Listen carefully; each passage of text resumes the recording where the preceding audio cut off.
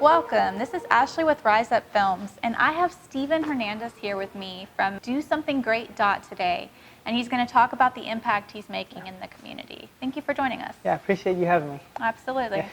So Stephen is a passionate speaker, and he speaks to youth about bullying and about making right choices. And he has a BA in youth ministry and a Master's in Divinity. Hey Stephen, will you explain to us like what got you involved with wanting to help students? So a friend of mine were having a conversation about a month ago, and the way we framed it, because we do similar work. She's in Dallas and she's working with students as well, and it came to us that it's almost like we're reaching back to our 15-year-old self, and we're trying to be those mentors that we wish we had back then. So at the time, 14, I started battle rapping, so I was smoking, drinking, partying, getting into fights and things like that. And I made a lot of bad choices. And it wasn't until I was 20 years old and I was at the point of suicide. I had local fame, popularity, and I wasn't happy. And I said, you know what, I chased money, I chased drugs, I chased girls, I chased rap. And I'm not happy, I'm not satisfied. So that was my turning point. And so at that point, I said, you know what, for me, I'm gonna chase God and see what happens. See what happens. Yeah. Okay. Yeah, that's what I told God. And then, probably about a month later, I ended up moving to California to go to Bible college.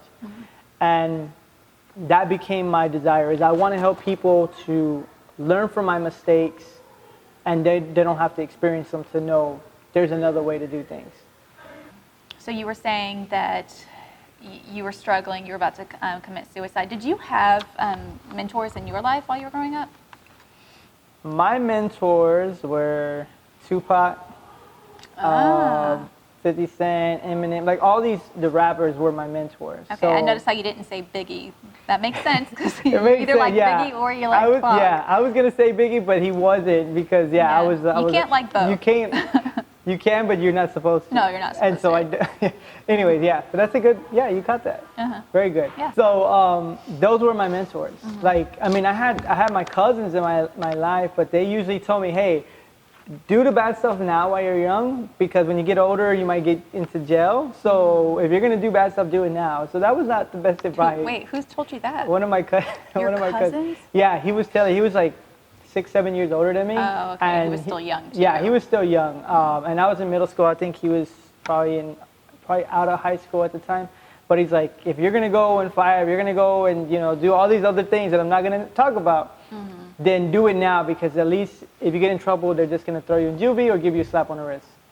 And I was like, okay. Those were my mentors. Wow, but then that builds up your record. So Exactly. It's like, they look at it like, let's say you're 20, and they look back and say, wow, you've been in and out of the system. Exactly. You're not going to change. It's not very good advice. And then they don't give you a chance after that. So exactly. That's terrible advice. So those were my mentors. And so, I looked at, so a lot of it happens to be is that my dad wasn't really there. My biological father wasn't there. He was an alcoholic. And my mom worked 2 jobs when I was very young. She worked 2 jobs. From 5 in the morning, she would wake up, go to work until 11 at night.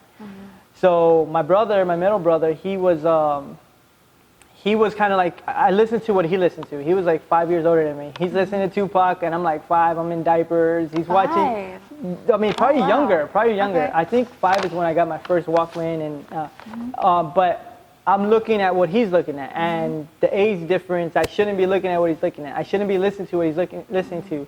So I started looking at him, and then I get older, 50 Cent, Get Rich or Die Trying. That became my mindset. So that's a message to all the older siblings to really pay attention to what they're doing, because they're being an example. Absolutely, yeah. Somehow.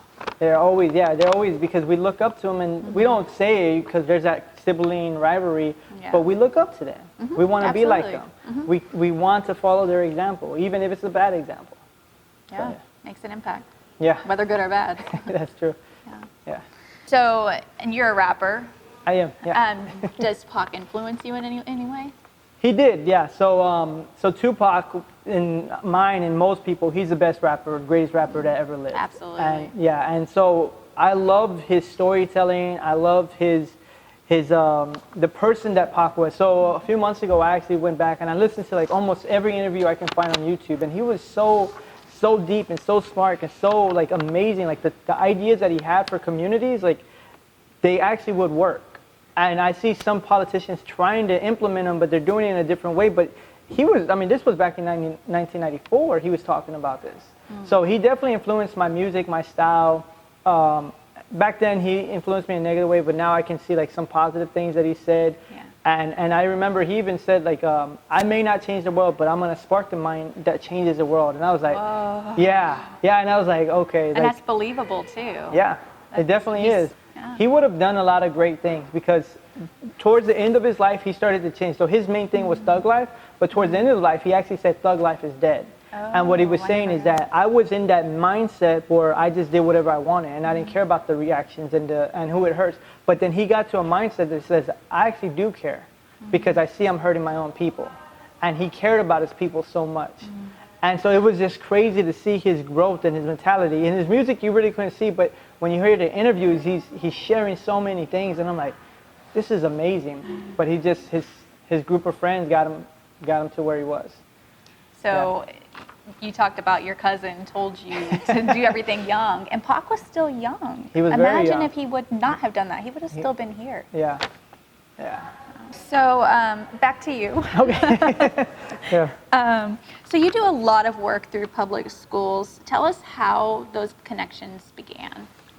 So I've been working with public schools since probably when I was 20, whenever the whole thing happened. Because when I went to Oakland, one of my few first jobs was I would go into a classroom and I would basically kind of play room control because it was in Oakland, California. So the teacher's teaching and all the students are fighting, and I was like, hey, everybody, like, let's calm down. The first day of school, actually, this girl, she was kind of big. This guy pulled her hoodie back and she turned around, hit him so hard, the whole desk flipped over. Oh. And then they told me, hey, can you go escort her out? I'm like, she's like taller than me. And so I've been dealing with public schools from that point. But actually speaking and things like that, which I've been focusing more on, I have a friend, his name is Saul Paul, and he does that. He goes to middle schools, high schools, elementaries, college, universities. He's been at Harvard. He's done it many different things. And so he kind of like showed me his blueprint and kind of helped me to see. One of the things that I started rebranding was he said, go where you're celebrated, not tolerated. Oh. And yeah, and it was very powerful because I felt like people who are not churchgoers and things like that, they always receive my message a little bit better. But I always tailor my music to other people, to churches and Christians specifically. Because I have a Master's of Divinity. I had to learn Hebrew and Greek to get my master's degree. And I assume that's where I'm supposed to go. And so now that I'm starting to go where I'm celebrated, they're more open and receptive. Christians doesn't take your message as well?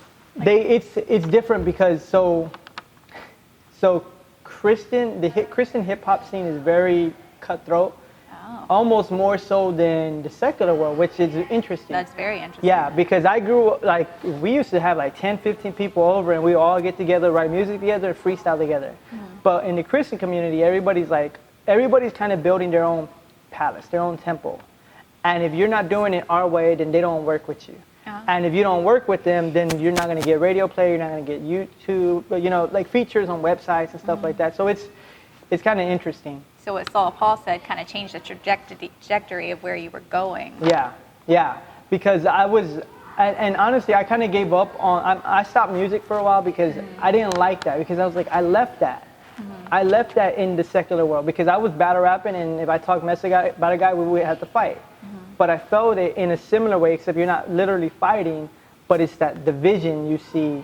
And I was like, this is not what I signed up for. Are you experiencing success now, more success than before? I would say, yeah.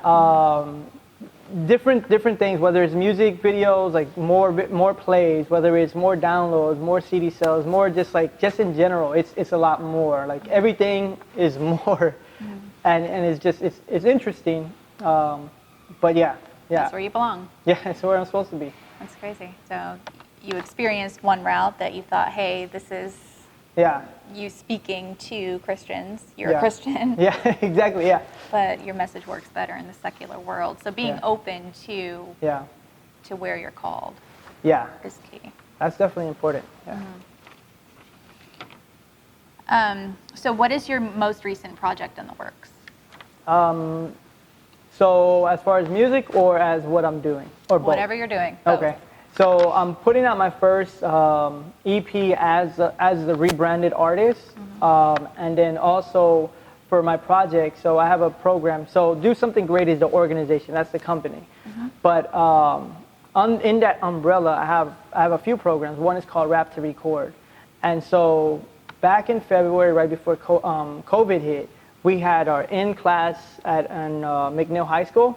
I taught a 4-week course on how to rap. So we talked about freestyling, writing bars, we talked about recording, and then at the end, everyone recorded a verse. And now we created an online course, and then also teaching students through Zoom at Del Valley Middle School. So we have that course, and then I'm kind of launching the other courses as well. That's about life skills and entrepreneurship skills, and then leadership as well. And that's very useful. So did COVID kind of shift you to online? For the most part, yeah. Or you were already doing online before as well? So I've taught online at the college level for the past 5 years, but my program started off in person, and then once COVID hit, I work with nonprofit organizations, so they're saying we're strictly, everything we do is not in person. So I'm following their rules, which is fine. Unless you're a rebel, then it's not fine. Yeah, yeah. So some people's are in person and some people are online. Is that what you're saying? Well, it would have been. Right now, some are in a classroom, about 3 of them are in classroom, and then the other ones are like from their home or whatever, and then they're watching. But all of them are online right now at the moment. Oh, okay. Yeah. Very cool. So how can someone get involved, either to be mentored or to mentor other students? Yeah, so if you go on my website, dosomething.great.today, so not .com, .today. .today. Yeah, then you can find links for the classes I offer, you can find my music, and then also you can sign up for classes if you want to do a Zoom call, if you want to do, if you're in the Austin area, we can do person. And then also I have an online course where you can watch at your own time, your own pace, and go through it that way. And then if you want to be mentored also on there, my email information is there. So I actually have my first intern, which is exciting, and it's different. I'm learning a lot, and so we can do mentoring as well. So I'm teaching him everything as we go through the 8-week course, but then also he's actually doing my photography and my videos for my personal music as well. So he's getting the experience as he's learning. And so whenever he first came in, how long ago did he start? About 3 weeks ago. 3 weeks ago? Yeah. He's fresh. Yeah, real fresh. Okay, so, and he's your first ever? First ever in this program. So I've been youth director, youth pastor, and other titles and things like that as well. But this is different. Usually I would just do all the work by myself and get it done, stacking tables and chairs and all that. Now I'm training him or building up his weaknesses, but then also allowing him to use his strengths and his creativity as well in that. So whenever you take in like interns or people who you're going to mentor, do they necessarily have to have any experience? Can they come in not knowing anything? Are you willing to, if they have the passion or the desire to learn, are you willing to teach them then? I do, yeah, and so that's the good thing. Like even all the other courses I teach, so right now I'm teaching a group of 6th graders that are girls, and usually I work with high schoolers, and some of them, one of the questions on the survey asked, "Why do you want to rap?" I don't. I was like, why do you? Why are you applying? Exactly. Yeah. But do people actually say that? Yeah, 2 of them did. Oh. Yeah. And it's a rap program. It's a rap program. Okay. It's called Rap to Record. Yeah. But yeah. So they have no background about it. But so it's funny because one of the students actually busts out in freestyling on our first week, and so I just showed them, and then they just went at it. So you don't have, so long story short to say, you don't have to have any background. I'm willing to teach and walk along the way with them. That's one of my things is to help them learn all the basics, learn the fast shortcuts, and then they can go farther faster. Okay, so would that only apply to, will any experience only apply to someone who's a student or as an intern? Intern as well. Intern as well. Yeah. Okay. Yeah. If they want to learn, then yeah, I'm definitely willing to teach and That's amazing, mentor. because if they have the desire, they will learn. Yeah. Okay. Yeah. So speaking of being inexperienced, you made a video recently called "It's Okay to Suck," or Yeah. "When It's Okay to Suck." Yeah. And so you kind of touch on the 10,000 hour rule. Yeah. Could you explain to us a little bit about what that's about? So there's a book called The Outliers, and the author talks about it takes about 10,000 hours before we can master or be great at anything. Mm-hmm. And that sounds like a lot of time. I mean, it is a lot of time. It is a lot of right? time. It's a lot of time. How many years would you say that is? It depends. So I think I broke it down to, if you do it 40 hours a week, it's 5 years, but no one's going to... 40 hours a week would be 5 years. Yeah, but Okay. no one's going to work on something No. 40 hours. That's a full-time Not even job. someone who lives in their mom's basement. I No, don't they're think they would not. dedicate Yeah, so it's 40 going to take hours. probably 10, 15 years. 10, 15 maybe. years, okay. Yeah. And that's as a hobby. That's anything. So if you want to do public speaking, you want to be a great speaker, whatever, or you're But if you're doing it as a hobby, yeah, like if you're doing it as a hobby, yeah, 5 hours a probably- week, Yeah, I don't know the math. Okay. But I would say, because if you're doing it 40 hours a week, it takes 5 years. Mm-hmm. So it depends on how many hours you're doing it a week. okay. So Yeah. 20 hours a week would be 10 years. 10 years. Yeah, exactly. Okay. Yeah. So break it down. Yeah, it depends that. on how many hours you're putting in a week. Okay. Yeah. Yeah, and so even though it sounds like a lot of time, if you're passionate about something, you're going to keep doing it anyway. You're going to be thinking about it. You're going to focus on it. Because I think in art, especially right now, we quit too early. We quit right before we get good, and before we start seeing the progress. I don't know if you've seen my other video. I had a video about growing a garden, and so I was growing a survival garden because I thought the apocalypse was coming. Did you really? Or just jokingly? Jokingly, a little bit. Okay. Really? Okay. Just in case, I don't know. But but I just wanted to No learn. judgment. Yeah, I appreciate that. And so I grew a garden. I had some tomatoes. I had like peppers. I grew like all these different things. And then I let my bunny run around, and the bunny goes and he eats all of it. And I was crushed. Start doing it again. They start sprouting again. Then the bird comes, they have a feast, and they eat all of them. And so I want to give up. But I was like, okay, let me learn. Let me look at what I'm doing. Let me learn and do something different. So for my bunny, I had to take it from the floor and put it to a higher level. Easy. Still getting sunlight, still watering it. So what I'm saying is that we quit too early. Instead of quitting, what we need to do is when we feel failure, it sucks. It feels terrible. But what we need to do is say, reflect. Why did I fail? Was it too early? Should I have done this? Should I have pivoted? Should I have changed? Should I have gone in a different direction? Do I need to ask somebody to help? Do we need a mentor? Do we need a coach? And we quit too soon. Okay, so what do you tell people who want to give up? It depends on what it is. So there's another video topic that I spoke about, which I got from a guy named Sean Cannell. He's a YouTuber. And he said, for us to find our purpose, we have to align three things.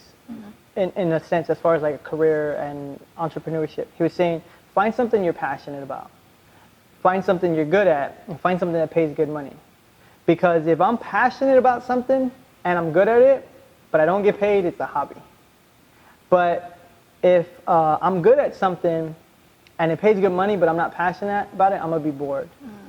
Like I was doing Uber before COVID hit, and we're down the street from Indeed's headquarters and Facebook, and I would talk to all these guys, these tech guys. They're making $90,000 a year, 24 years old, out of college, and they're like, I think I'm gonna quit my job because I'm bored. I'm like, what are you talking about? Like, I don't care if I'm bored. I'm gonna do it because I'm getting paid well, but because they're not passionate about it. And then if you find something that pays good money, what is it? It pays good money and you're passionate about it, but you're not good at it, then you're gonna fail. Like, let's say if I'm a sports guy, I'm like, man, I love basketball. I know all the stats. But what about the 10,000 hour rule? Well, so that's the thing. Like, let's say, so me, I'm 5'5". Most likely I'm not gonna be a basketball player. And because of my age. So you wanna do something realistic. Like, let's say if you wanna find something within that. So I might be a good basketball player, but maybe it's just not my time, or maybe the time Not is your gone. time. Yeah, So you can grow and learn in that in your own spare time. Yeah. and then once it's time, Yeah. then you go do that. Yeah, or maybe it's not being, and so even with that, that's a great question. You have to learn, maybe it's pivoting in a different way. Maybe it's gonna look different. I thought I was gonna be a rapper that tours the world and doing only that. But actually it's changing a little bit different, where I'm actually teaching rap to build literacy, a positive outlet, and to give good self-esteem to students. And that's what I'm doing now. So I'm still rapping, and I love teaching and helping people, but it looks different than what I initially thought. So sometimes we're doing what we love doing, but it's going to be different versus me rapping at different stages where I don't really interact with the people. I rap, they like the song, and that's it. But here I'm one-on-one mentoring them, which I enjoy more. So we can't just say, okay, I'm going to be a doctor, a lawyer, whatever, because it may look different. Maybe like I like working on videos. Now I'm doing videos for these other people, and I'm still being creative, and I love it. So yeah, so you want to put in that hours. So going back to your question about what do you tell somebody who wants to quit? So one is, I like to use the analogy for my kids. They're 5 and 3. You have a son. And when we try to think back, like when they were walking, when they were learning how to walk, they would see a table, they would kind of hold, and then they would fall, and then they start crying.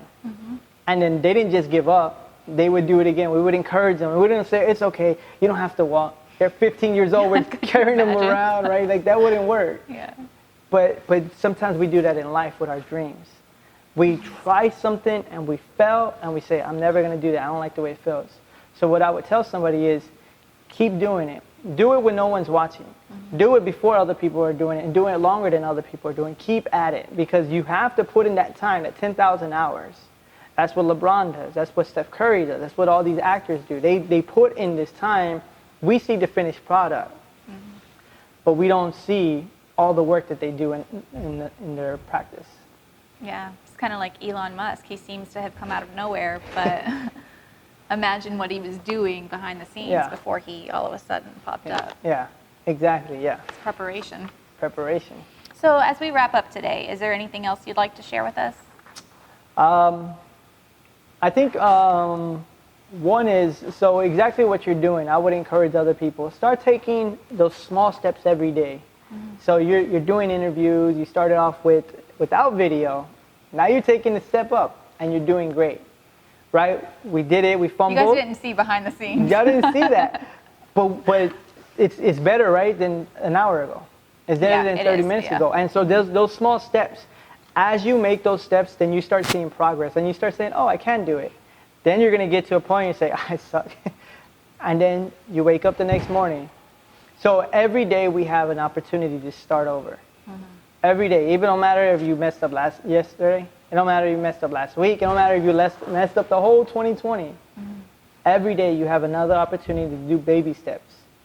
Break up whatever your project is into small pieces and take it those small steps. And then in 5 years, 10, 15 years, you're like, wow, like look at where I'm at now because I was doing these small steps every day. And that encourages you to take bigger steps after you look back and see all that's been done. And it encourages you to keep going as well. Exactly, yeah. And then the other thing is just, with do something great is find out what your purpose is. Find out what those 3 things are, what you're good at, what pays good, and what you like doing. And that might shift over time, but it does, you wouldn't figure that out if you didn't take that first step. Take that first step, yeah. So how can the audience connect with you, either through social media or your website? So the easiest way is going on my website, dosomethingreat.today. It has the links to my music, it has the links to my Instagram, my Twitter, my Facebook, everything's on there. And so so that's the easiest way. You want to send me an email, all that information is on there as well. DoSomethingGreat.today. Well, Stephen, I've appreciated talking with you. I appreciate your patience, and it's been great. Yeah, it was good. It was even great seeing the progress even in this. But you're a leader right now because you have friends, you have family, you have peers. When I was in high school, I had people following my lead, but they never said, hey, I looked up to you. When I did something bad, they started doing stuff bad. And I didn't understand that because I didn't know the responsibility of being a leader. So you're leading people, but where are you leading them? Time to do something great, not today. We don't got time to waste. Time to do something great, not today.